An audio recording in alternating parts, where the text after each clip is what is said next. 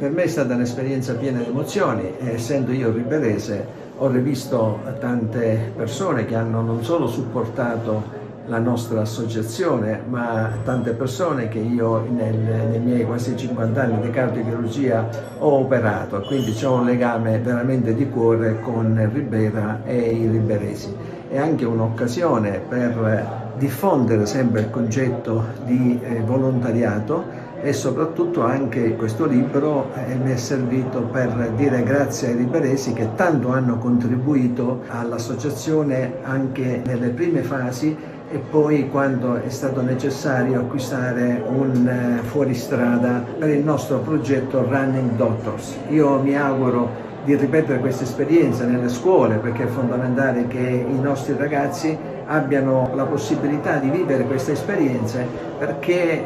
arricchiscono la nostra anima, ci fanno crescere culturalmente anche dal punto di vista spirituale. Il problema della migrazione è l'alibi per tanti politici per fare carriera e per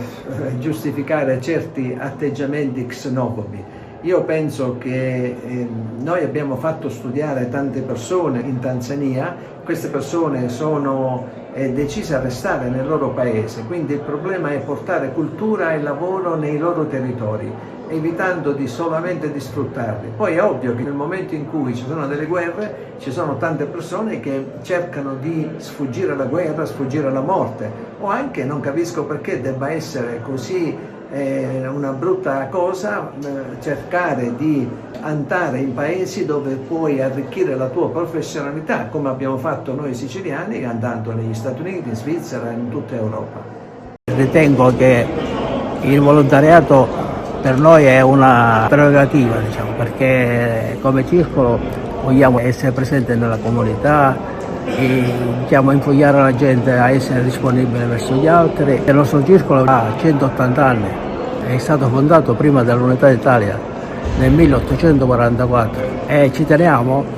a dare sempre, a essere in prima fila nella città e anche nel comprensorio,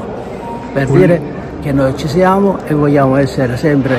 presenti e essere da stimolo alla città e ai cittadini. Secondo me il libro a cuore aperto, il messaggio che può dare alla comunità è quello di dire che dobbiamo essere disponibili verso gli altri, dobbiamo cercare di far capire che poi alla fine la nostra vita è di passaggio e quindi dobbiamo dare anche un segnale della nostra vita.